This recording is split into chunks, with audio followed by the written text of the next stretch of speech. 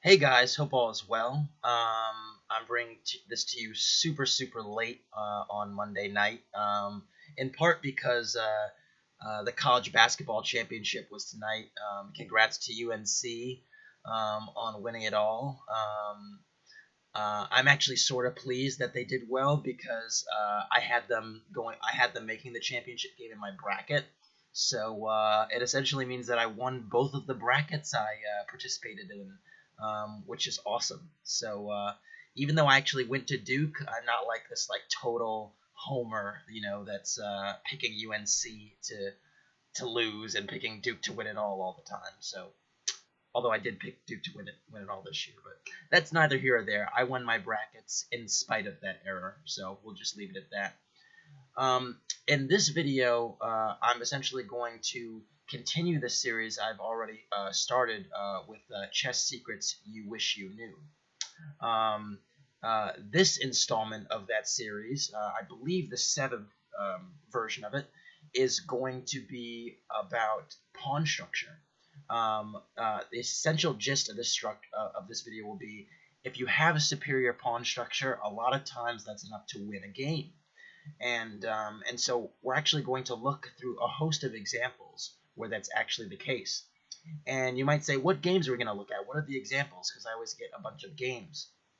Well, in a sort of a very recently, actually Sunday, one of my students, actually Steve Tianqi Wang, we call him Steve most of the time.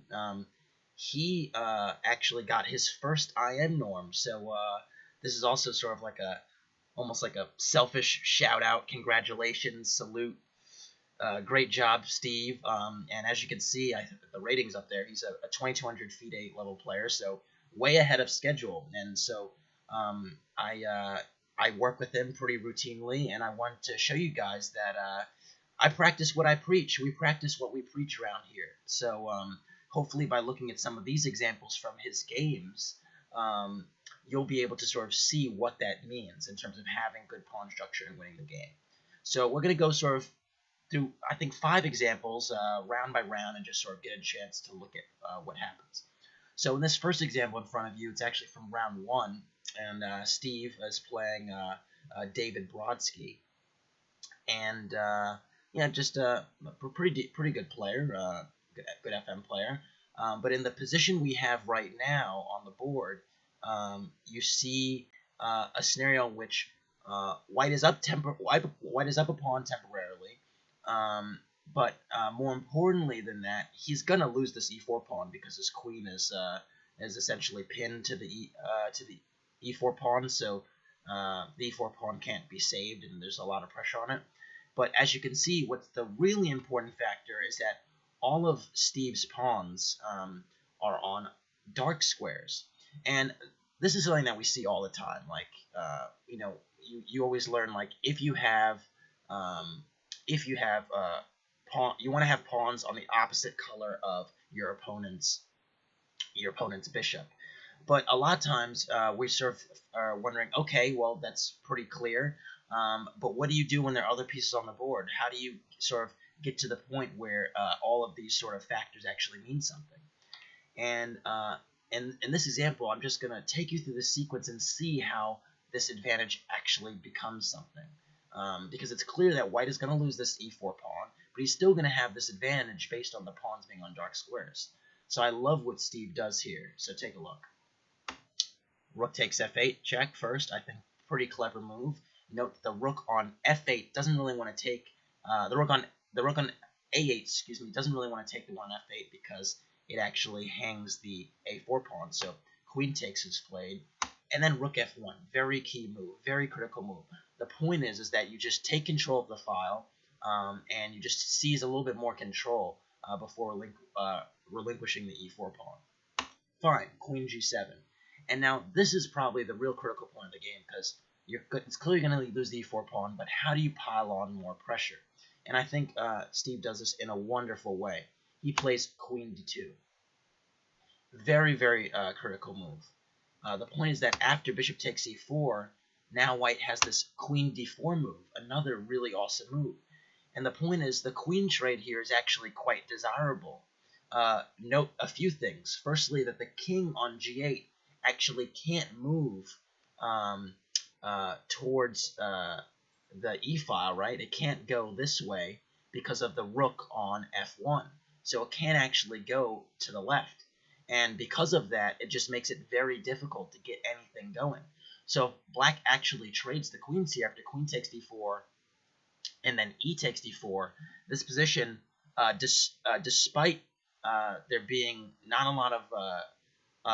a whole lot of material left, and I mean there being rook and bishop on the board, black would actually be totally lost because there would be no real way to make progress, and white can sort of very, very slowly improve the position. Just to sort of illustrate that, let's say black sits by playing king g7.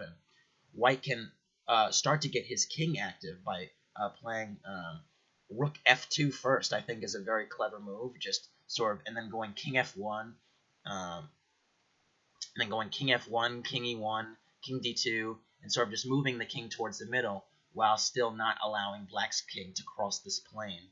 And it would just be eventually a losing endgame because there are just too many targets for white to get at, particularly the e6 pawn. Sorry, I got highlighting all this stuff, and the a4 pawn. So those real issues will be sort of lagging issues. And then note that black in the meantime doesn't really have any targets because his pawn structure is so solid. Or sorry, white doesn't have any. Excuse me, black doesn't have any targets because white's pawn structure is so solid. So instead of actually taking on d4, black played e5. But e5 is another major concession because now this d5 pawn is pretty weak, and the queen isn't going backward, it's going forward. And after queen c5, again, white is slowly encroaching on the position, but it's all based on the pawn structure. And note that black actually can't trade queens and can't actually have these concessions. It can actually trade queens and is making concessions because of the pawn structure. So rook d8 was played, then queen b6, further infiltrating, rook d7, and then queen e6 check. And after king h7, rook f6. And white went on to win this game quite easily, actually, because now the e5 pawn is falling. Black is still on the back ranks, not really doing much, and is just getting further and further and further encroached upon. So just in the span of the past, 8 or 9 moves, right? And if we just back up, look at the transformation of this position from move 28, and you say, wow, like a lot has changed in that sequence, and it's all because of the superiority here of the pawn structure based on there being on dark squares. So pawn structure is enough to win many, many games. Let's take another example. That was only round 1. He had several other examples just like this. So I'm just going to go through a few of these, or several of these, and show this. This is another game. This was round 2 of the Norm tournament that Steve Tianqi Wang played in. Again, we call him Steve. That is his name, his first name. And Steve, a lot of the times, gets into these really interesting positions where he finds interesting solutions to complicated problems. And I thought this was a great example of that. Now, in this position, white definitely has a lead in development. But again, if you look at the pawn structure, it's actually clear that black has the more compact structure. Why is that? It's really in large part because of this d4 pawn. This d4 pawn is a backward pawn, which means that it isn't supported by any other pawn. It can't be supported by the e pawn because it's in front of it, and there's no c pawn. And so it can potentially become a weakness. And the more that pieces are traded, the more weak pawns become a problem. So the real problem here is that black is lacking development. So the king is still stuck in the middle, and it's a little bit unclear how you free yourself, particularly when there's this menacing bishop on g5 and these knights on d2 and c4 seem a little bit annoying. But again, many times if you're able to sort of transform the position based on your pawn structure, you have the long-term trumps. And I think it's really illustrative how he does that here. Steve plays bishop e7. Now, at first sight, this seems like a very puzzling move because, sure, you want to get your king cleared out, and it doesn't seem like you can't go queenside, and you probably want to go kingside. But the issue is that after bishop takes c7, well, the thought is, well, after knight takes, there's knight d6 check, and that would be a very bad to have the knight on d6 anchored after knight takes e7, to have the knight on d6 anchored here, and the king pretty much having to move. And after a move like king f8, this position is just losing. The rooks aren't connected, the king is stranded and weak, and all these problems persist. But the whole point about bishop e7 was actually to not take with the knight, but was actually to take with the king. And after bishop takes e7 and king takes e7, a really, really funny position has arisen, because the king on e7 is actually quite solid here. There's no pieces around it that are heir apparent to exploit it right away. And the rooks are immediately connected, which means that we can get at the d4 pawn.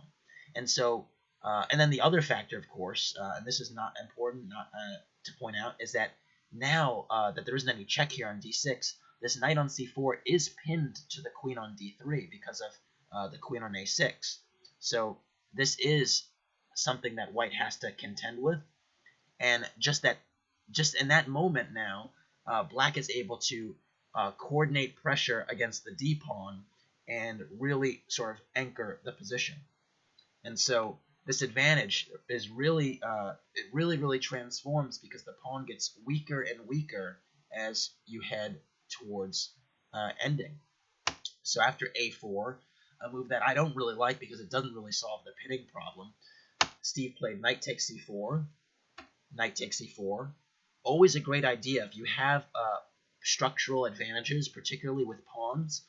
Trading pieces a lot of the times make those advantages more glaring, because you're not essentially able to you're not able to sort of alleviate all of the pressure by trading pieces. And it also means that if you do have the structural advantage, you have less of a chance of losing in some other profound way, like by an attack.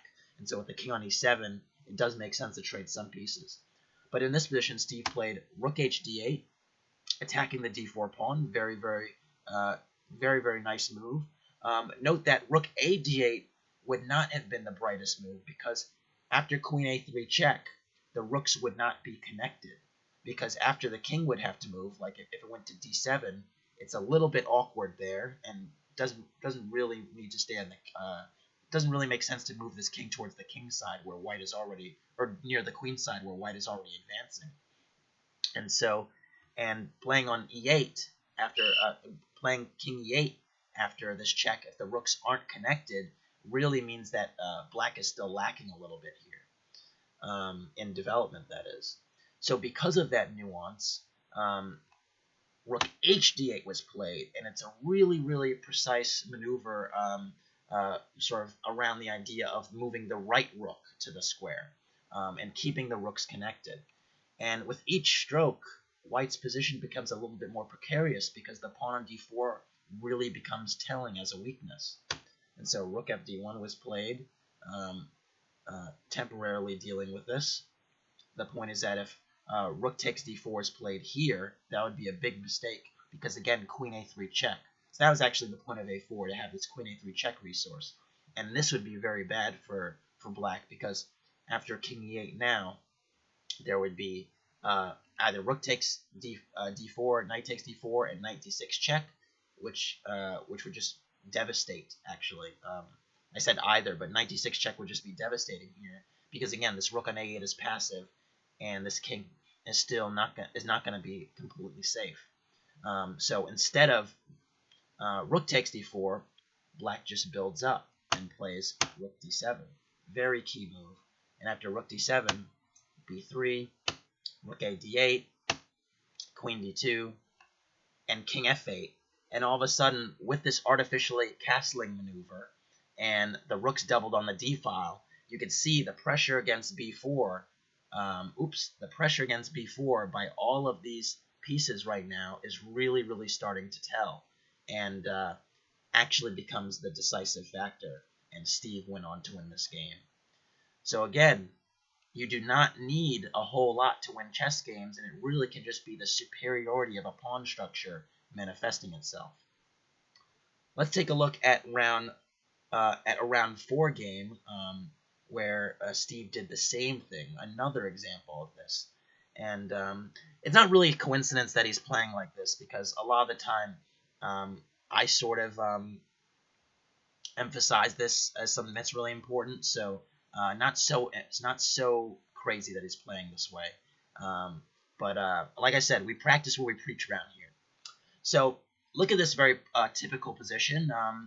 This came out of a London system. You can see white has this very solid pawn structure, and white has this bishop on g5 instead of on f4 because it was hit by knight on h5, trying to preserve the two bishops, or trying to get the two bishops. So white moved the bishop to g5, and bishop g5 is a very provocative move because with bishop g5, you're sort of eyeing the e7 pawn on d8. So you're eyeing the e7 pawn, and more importantly, the queen on d8. And so it's a very annoying move, and it's very provocative. And a lot of times, white is really just wanting black to push this bishop away and compromise his pawn structure. And I wanted to show this sequence because it's very illustrative of that fact. Because once the pawn structure is compromised, then one side is clearly favorable. So it's to what lengths will you go to secure the bishop? And so here, this IM played h6, trying to secure the bishop, and then bishop h4 was played. And then in this position, black played f5. Now, before you see f5, you might say, why not g5? Wasn't the point to secure the two bishops all along? Well, the point is actually that g5 is actually a mistake in this position, because the knight on h5 all of a sudden becomes very loose. And so white actually has this very, very subtle move, knight e1, which actually attacks the knight on h5 and says, you know what, you can get the bishop pair, but if you play g takes h4, bishop takes h5, this h4 pawn is probably going to be mighty weak, and you've really weakened a lot of the light squares around your camp because of the absence of the g-pawn. So because of that, you can actually envision or imagine a scenario where black maybe plays h3 to sort of pry open the king aside a little bit, and white just ignores it by playing g3, and then eventually just corrals the h3 pawn, or even goes for a move like bishop g4 and bishop takes h3.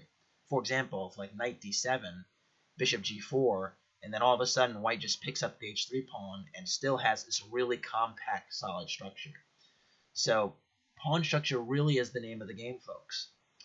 So instead of g5, black played f5 to sort of entertain the idea of playing g5 but not rushing it. And it also has this idea of black moving the queen to e8 to protect the h5 knight and have the black queen influence on this diagonal. Now, after f5 was played, a4 was played, and again, it's sort of trying to create another lever. So a4, queen e8, protecting the h5 knight and entertaining the move g5. But Steve actually just ignores it and plays a5, which is a really, really great move because, again, g5 actually isn't yet a threat. Because if now g5 is played, tactically it just doesn't work, because now after knight takes d5, h takes g5, and bishop takes h5, there's actually just immense pressure on the queen on e8, and the g5 pawn will ultimately fall. And so white would be 2 pawns up for this sort of foray. And note that a move like queen c6, which threatens mate, would just be easily parried by bishop f3. So g5 is still impossible. But if g5 is impossible, what this all really means is that white can go forward, and that's why white played a5, sort of creating another pawn lever. And so you can see white's pawn structure is still very, very healthy, and black is pushing his pawns, but at what cost? And the transformation is huge, because after e5, black's still trying to get something going, trying to be somewhat aggressive. And d takes e5, d takes e5. Now Steve went for the idea that he was thinking about all along, which was knight e1. Again, trying to ruin black's pawn structure by just playing bishop takes h5 and crippling black's pawns. And now here, his opponent, this IM, thought, okay, now it's time to sort of reel it in, not ruin my structure, and played knight f6. But knight f6 is, in fact, a very, very clear positional mistake. And the reason for that is, now that black is committed with the advance of these pawns, white can still do some damage based on fixing the pawn structure. And that's what happens after bishop takes f6, bishop takes f6, and e4. And now the issue is, like we said, by pushing the h pawn and the f pawn, all those light squares became a little bit weak. And now you can see this whole complex, this entire complex, which is e4, g4, f5, h5, and even g6, is very, very loose. And it's fairly undesirable to take the e4 pawn, because after f takes e4, white could just play bishop c4 check, and then after king g7, play queen e2 and recover the e4 pawn with, again, a very, very good blockade on the e5 pawn. In sum, after e4, white just has a massive advantage, and bishop a6 was played, but really this doesn't change much. And after knight c4, not only is white threatening to play queen d5 check, picking off the rook, but still maintaining this really, really strong pressure on the light squares. And eventually Steve went on to win this game. But again, the whole thing here was about the pawn structure. White provoked a few weaknesses in the pawn structure in a span of 8 or 9 moves and got an amazing position.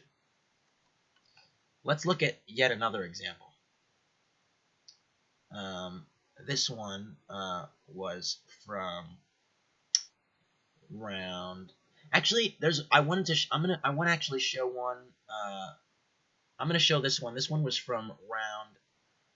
What was it? Round 7, I think. No, round 8. This one was from round 8. And yeah, I thought it was a very interesting position, because we think about a lot of time pawn structure, and I think the general gist is this is also something that manifests itself in endgames, and people don't always realize that. It doesn't have to be a lot of material where the pawn structure actually matters. So here's an example where the material's equal, it's a bishop endgame, it's white to move, and they're just two factors that mean something. The first thing is it's white to move, and we're going to see why that's really important in a second. The second factor is white has the outside passed pawn. What that means is that if the bishops were off the board somehow and everything was fixed, black would probably be in a losing pawn endgame, because the g and h pawns here versus the g pawn would require black's king to chase this way, and then once black's king chases to the this way to the king side, white's king will enter with a decisive advantage. Oh my god, I shouldn't color all these things the same. I'm really not so great at the coloring yet, so forgive me. But my point is that white's king would be able to take control of the middle and enter through the center, while black's king would have to sort of beware of the outside passed pawn. And so because of that small, minute advantage, it means that white can really press here for quite some time. And that's why we talk about pawn structure being something that also manifests itself in endgames and being something that's really significant. And here, I thought Steve did a great job of sort of pressing that advantage, first by playing b4. Just like in the first example, very important to fix your opponent's pawns on the squares of your color bishops so that they can become targets. And b4 just does that, and it forces it fixes the pawn on b5. So after c takes b4,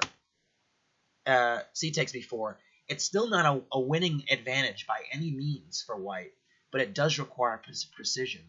And it really now, black needs to take really, really good care to make sure that white doesn't enter the position. Now, unfortunately, Steve's opponent did not take care. In this position, I would have recommended playing a move like g5, which actually takes a little bit more control of the dark squares, and then also sort of mitigates against white sort of playing h4 and getting more space on the king side, because if white is able to get space, that can be a problem. Black started with king e5, which is also a reasonable move, just sort of heading for the b4 pawn. But so technically king e5 is fine because white has to play king e3, but now g5 becomes imperative, and unfortunately Kapish did not make that decision. Instead of g5, he played bishop d7 and just sort of waiting and sitting, and this allows Steve to sort of press the advantage, and that he did by first playing h4. Very important move.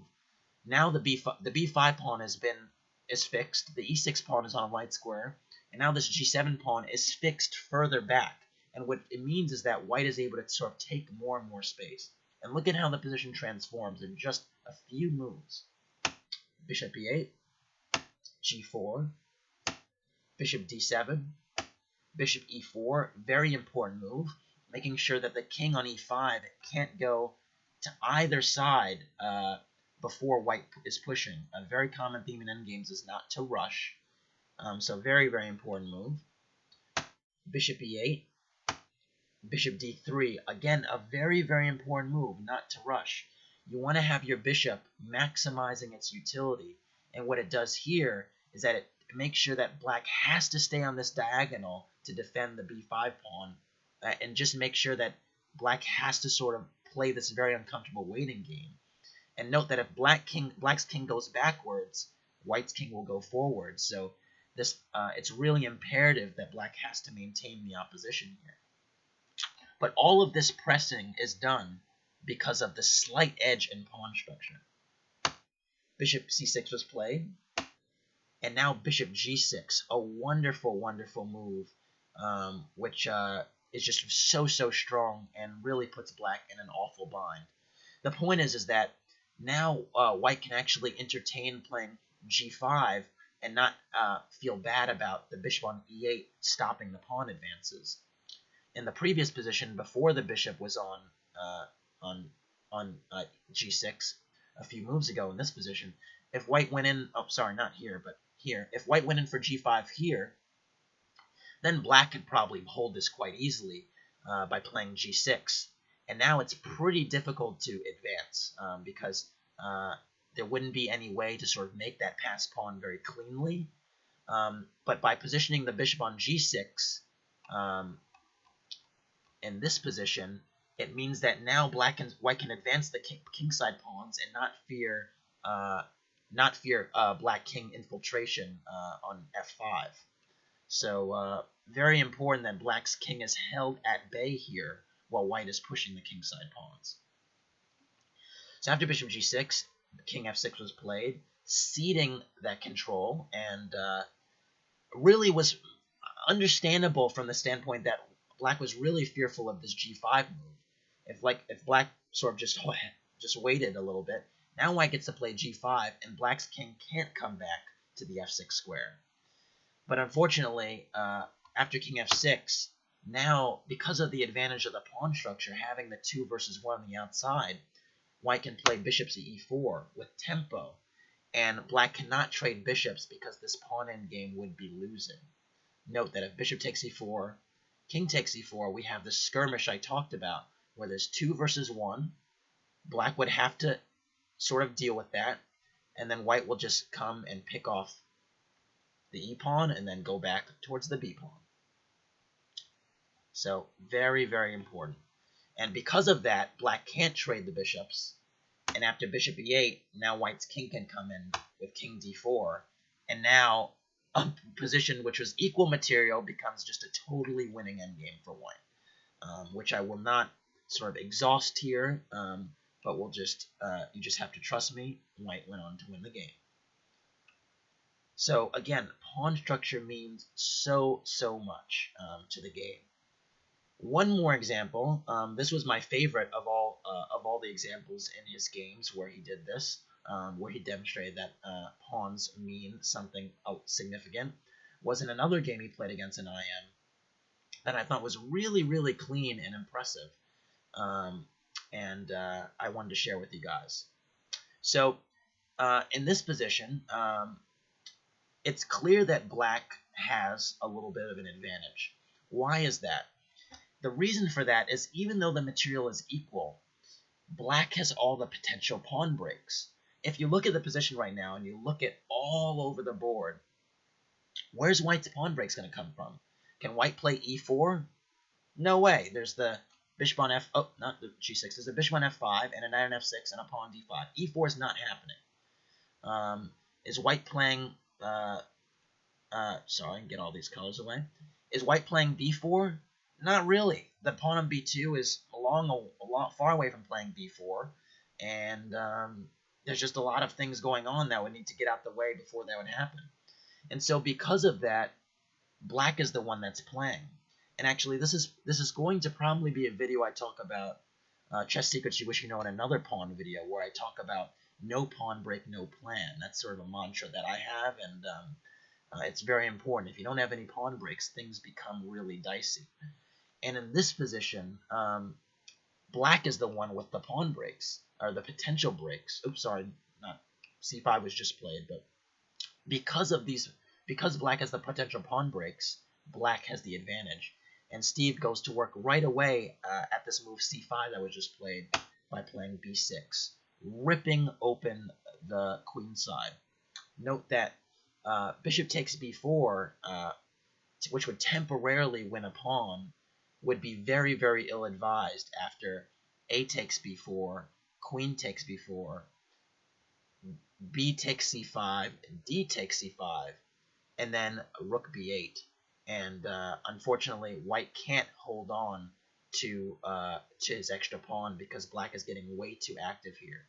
Note that if white plays a move like queen d2, trying to protect the b2 pawn and keeping a watchful eye over the c5 pawn, that would pretty much fail to knight e4. And now, entertaining the defense of the c5 pawn and the b2 pawn is pretty much non-existent. And so because of that, white really was on the ropes because he couldn't actually take the knight, and eventually black's just trying to bust open this position.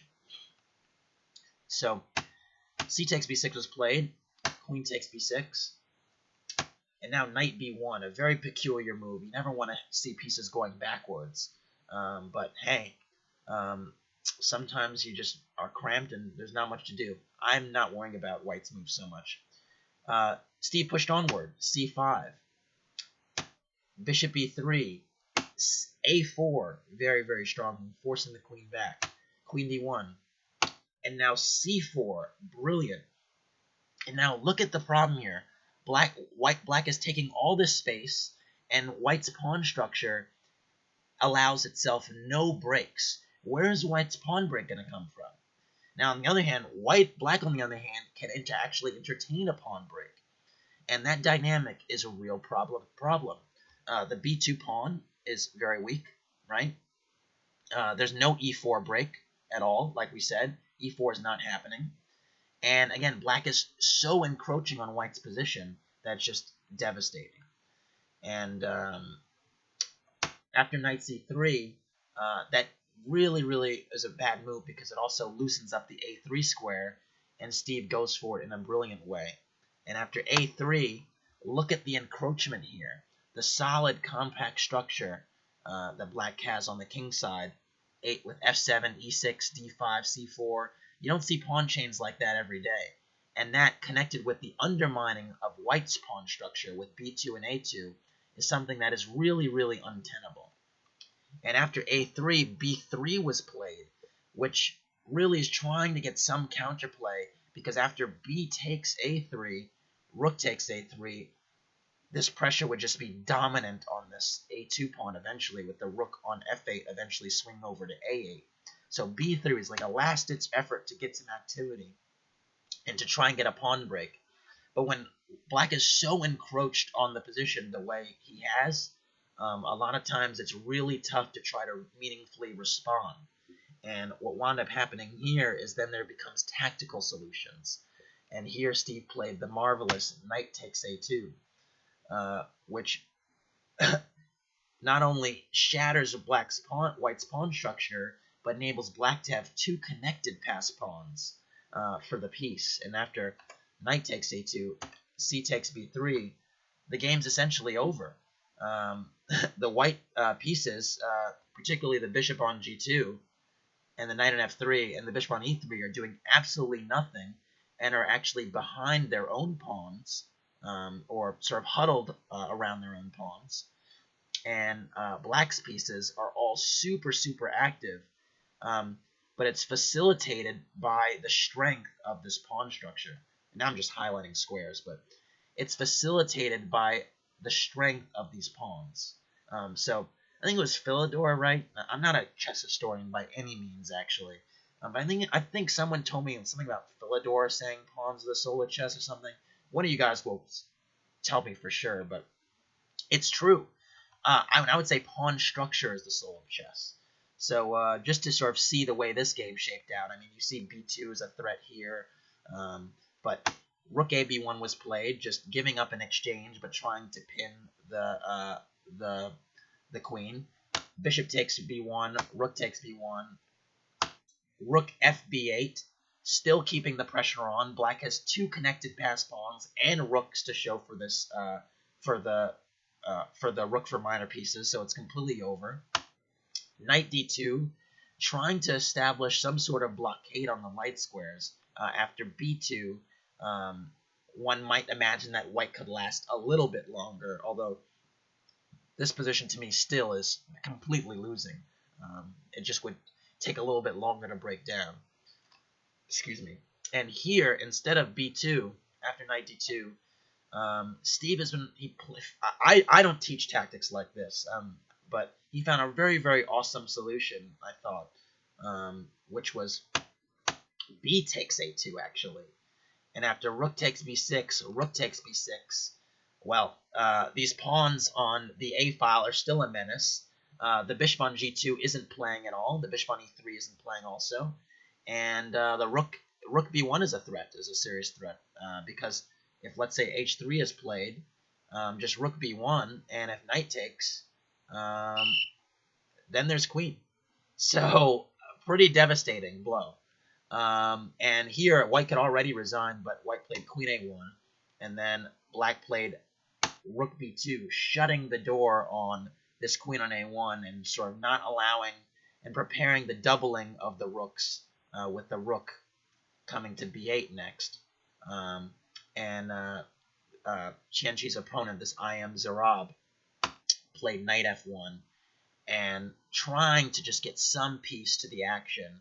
And after knight f1, instead of doubling rooks, which probably would have been a sensible move or a decent move, Steve played the much stronger bishop b4, identifying that this real square to get at is the one on a1. And so if you're able to put a bishop on c3, pointing at the a1 square, it becomes a decisive advantage. And so actually white just resigned here to end his misery. So yeah, I think in all these games, I think I showed 5 examples today. That's usually more than I normally show. But in all these examples, we see this thing where superior pawn structures lead to winning games. You don't need to sort of have this overwhelming tactical flurry to win the game, and so just keep that in mind.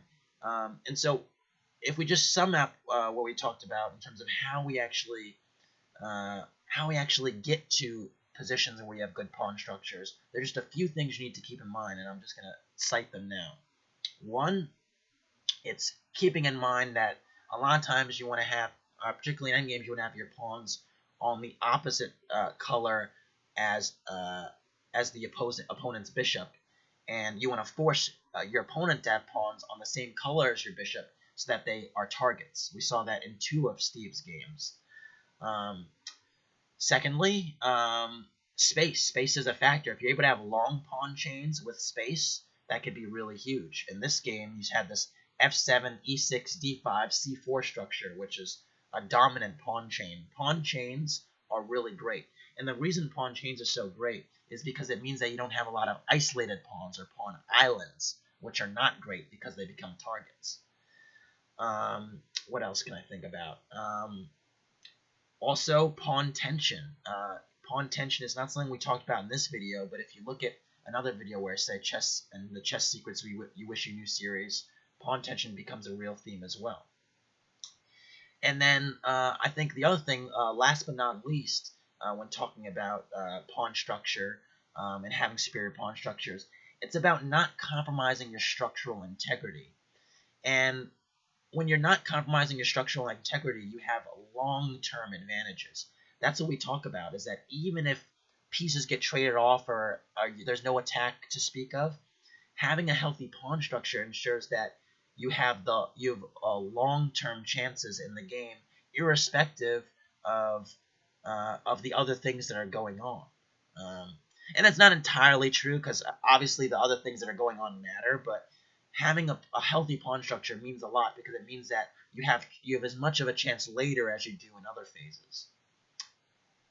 The last thing I would say is, a lot of people are like, okay, pawn structure is important, but it's connected to openings, right? Like, openings matter, and some openings don't lead themselves to awesome pawn structures. And I will say that's not really true. Every opening has clear-cut and defined pawn structures, and it's up to you to understand what those are in different openings. I'm not going to go so deep into that now, but they're pawn structures that are connected to, they're openings that are connected to light square pawn chains and dark square pawn chains. Like, if you're a Caro-Kann player or a Slav player, those are light square pawn chains typically. If you're a King's Indian player or a Perk player or a Modern player or a Philidor player, those are all dark square pawn chains. And then if you're like a Sicilian, or if you're a Grunfeld, those normally play on both colors. There's normally both color complexes matter a whole lot. So knowing what pawn structures arise from your openings and choices is actually really significant as well. And I'll probably detail more in another video. But that was just an overview.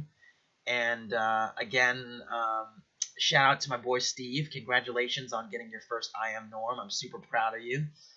It's a little bit ahead of schedule, but that's really good to hear.